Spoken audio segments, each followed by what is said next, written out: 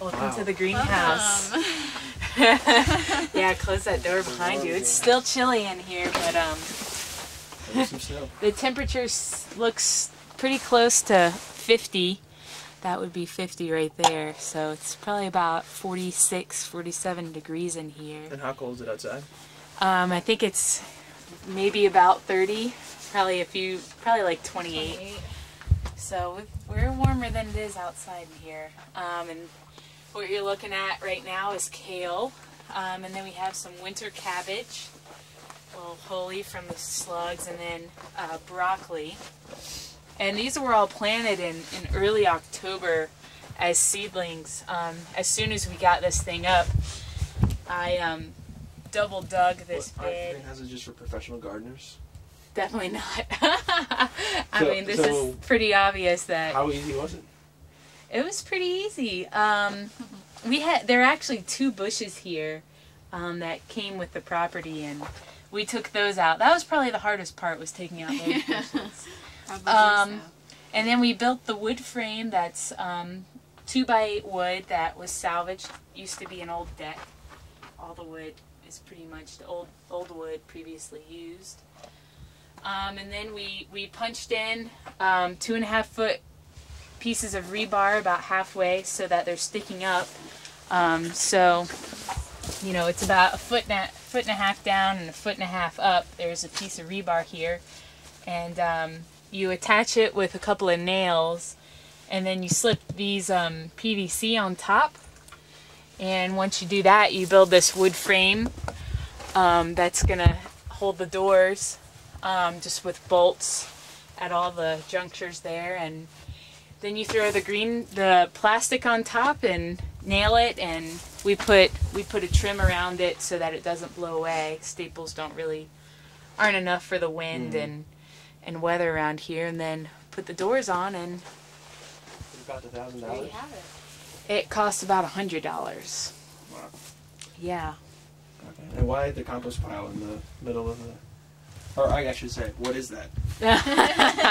This is our heater. Composting bio heater.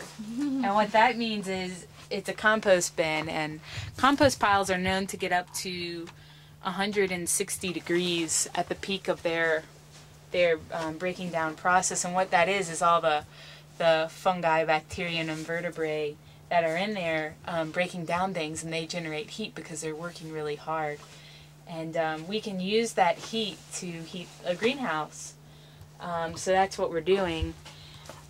And we need to put more in there. We need it to be pretty full to really get to its full potential, but we're slowly working on it. We were getting food scrap from the Ethiopian restaurant, but I haven't had a chance to go raid their food scraps lately. And we cover stuff with this floating row cover called Rime.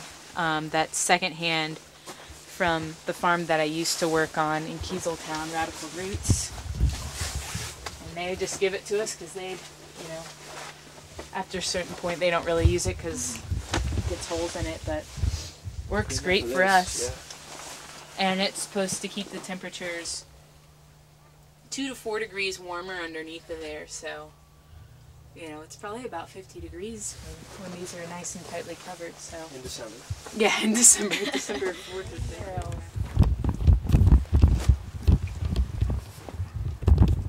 We built these a few years ago, and they've been a little bit of a love-hate, I guess, just to be perfectly honest. They've been great. We haven't had to use the tap for any of our garden watering, and provide us with more than enough water for the season. But they fill up too fast. Our roof is too big. We really need like a huge cistern, this big, to really collect all the water off of our roof, and this is just one gutter.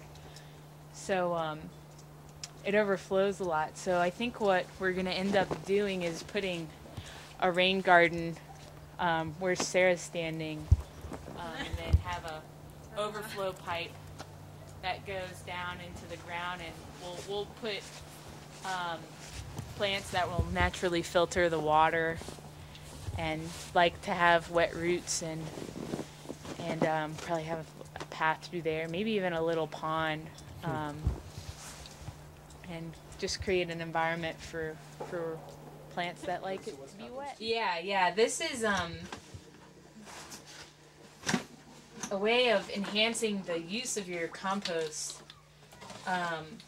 because what happens in here is, this is like something you get at the pet store that blows air and creates bubbles, like so.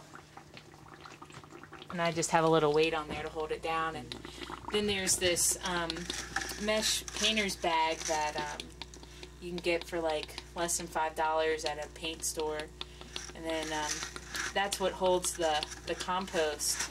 Let me see if I can pull it out. Compost. And you let that sit in there, soaking in the water with these air bubbles, and what happens is every couple of minutes the microorganisms in there double every couple of minutes. So after doing this for 24 hours, you have a pretty potent potion. And we spray this on our plants maybe once a week, and you really notice a difference from before you did it and after,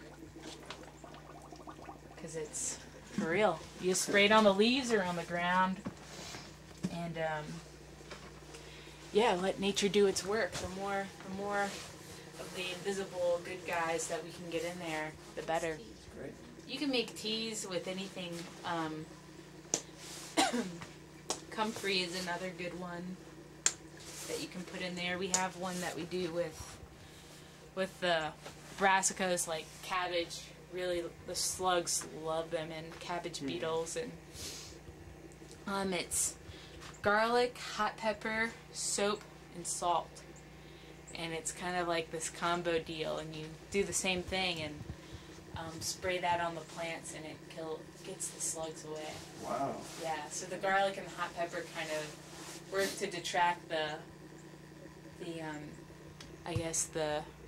flying things, or the worms, cabbage worms, and then the soap makes it really slippery for the slugs, and then the salt helps to dry them up. So this process isn't just for making plants, I guess, grow faster. Right, it's a way to protect them too. It's and the key to growing good plants is to make them strong. So this is actually a pest and disease prevention method as well. Wow. That's amazing. As well as adding nutrients to your